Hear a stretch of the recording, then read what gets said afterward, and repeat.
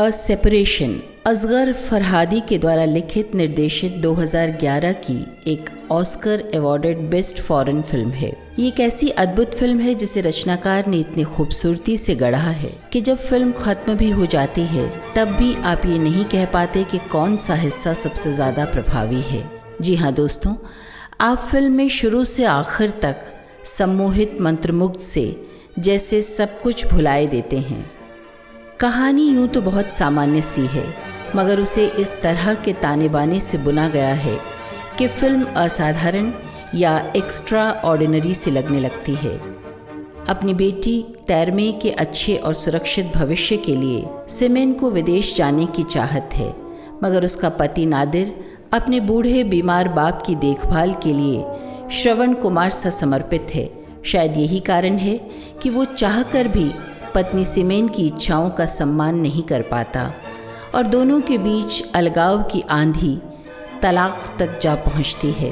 Semen घर छोड़ने से पहले अपने घर की देखभाल के लिए अपनी ही किसी पूर्व परिचित के रिश्तेदार रज़िया को ये दायित्व सौंप देती है।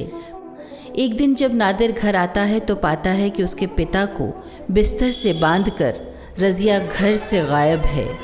वो बिस्तर से गिरे चोटिल पिता को देख आग बबूला हो जाता है। ऐसे में जब रज़िया लौट कर आती है तो वो गुस्से में रज़िया पर चोरी का इल्ज़ाम लगाकर उसे घर से निकालने को कहता है। नादिर उसे धक्का मारकर घर से बाहर कर देता है।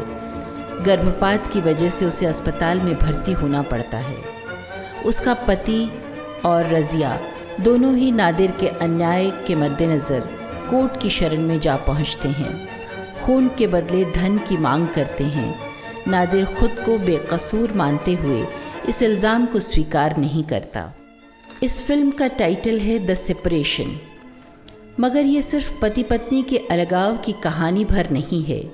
ये फिल्म जिंदगी के कई सारे रंग दर्शाती है। वर्गभेद की कहानी कहती हुई ये फिल्म दो सर्वथा भिन्न क्लास के कपल को साथ साथ दिखलाती चलती है। कोर्ट में रज़िया की मासूम बेटी से टीचर का ये सवाल कि क्या तुम्हारे अम्मी अब्बा में रोज़ झगड़ा होता है, ये इसी बात का सबूत है। और इसकी जानकारी मिलने पर बच्ची का बाप होजाद टीचर को बड़ी तल्खी के साथ कहता है, आपको ऐसा क्यों लगता है कि हम लोग ऐसे ही जीते हैं? हम अपनी पत्नी या बच्चों पर अत्याचार करते हैं। हम भी तो आप लोगों जैसे ही हैं। होजाद का कैरेक्टर फिल्मकार ने कुछ संदिग्ध सा दिखलाने की कोशिश की है। वह तैरमे के स्कूल पहुंचकर सबको ये बतलाने की कोशिश करता है कि तैरमे के पिता ने उसके बच्चे को मार डाला। ऐसे में तैरमे की स्थिति बहुत अजब सी हो जाती है। उसकी माँ सिमेन को जब ये पता चलता है तो वह होजाद की अनिश्चिततापूर्ण व्यवहार से जैसे डर जाती है। उसे लगता है कि उसकी बेटी अब सुरक्षित नहीं। होजाद के अपने कुछ निजी कारण हैं इस तरह के व्यवहार के लिए। उसको अकारण नौकरी से हटाए जाने के बाद उसकी मानसिक स्थिति अवसादग्रस्त सी हो जाती है। वह स्वयं को असुरक्षित और अस्थिर सा महसूस करने लगता है।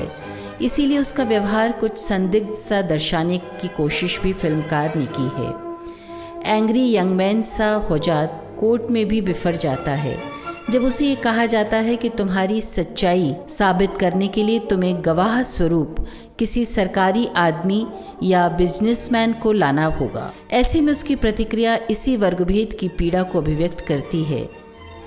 अब हम बात करते हैं फिल्म में चित्रित नैतिकता और ईमानदारी की। ये फिल्म नैतिकता और ईमानदारी को भी बखूबी दर्शाती है। इस फिल्म में कोई विलेन या बुरा चरित्र है ही नहीं, आपको खोजे से भी ना मिलेगा। परिस्थितियां ही अपने विकट रूप में विलेन बनकर सामने आती हैं। हर चरित्र का अपना एक कारण है, फिर वो चाहे अच्छा चरित्र हो या बुरा। जब वह किसी प्रकार का असौमनस्य बरतता है तो कोई ना कोई उसके पीछे कारण अवश्य होता है। अब हम नादिर को ही लें। जब वह झूठ बोलता है कि उसे पता नहीं था कि रज़िया पेट से है, उस समय भी उसके जहन में यही डर घर कर गया था कि उसके जेल जाने पर उसके अल्जाइमर से पीड़ित पिता की देखभाल कौन करेगा, कौन उसकी किशोर उम्र की कमसिन बच्ची की देखभाल करेगा। एक शानदार सीन है। नादिर को जज कहता है, तैरमे को बुलाओ। वो प्रश्न करना चाहते थे।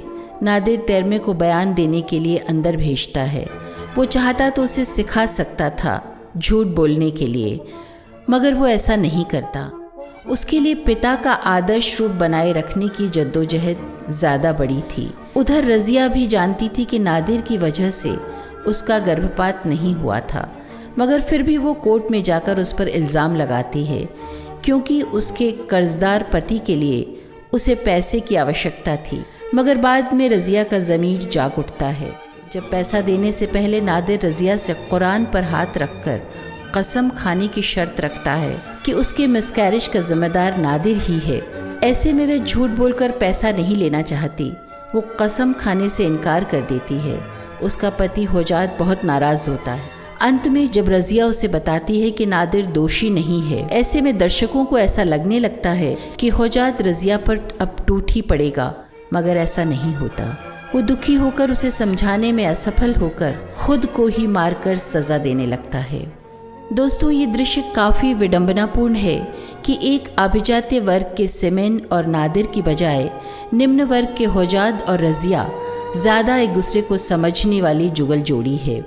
इस पूरे नाटकीय वातावरण में भी जब दोनों वर्गों की बच्चियां एक दूसरे से कंसर्न सी दिखती हैं, उनके बीच किसी प्रकार की कोई कड़वाहट या दूरी नहीं नज़र आती, बल्कि क्लाइमेक्स की तरफ फिल्म की एक हाईलाइट है कि वो एक दूसरे की तरफ बेहद गहरी नज़र से देखती हैं, मानो वो कह रही हों, ये सब आखिर क्यों हो रहा है, क्यों?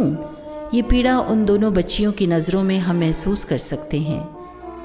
कहानी के पात्रों के साथ साथ फरहादी का निर्देशन भी फिल्म को रुचिकर बनाता है।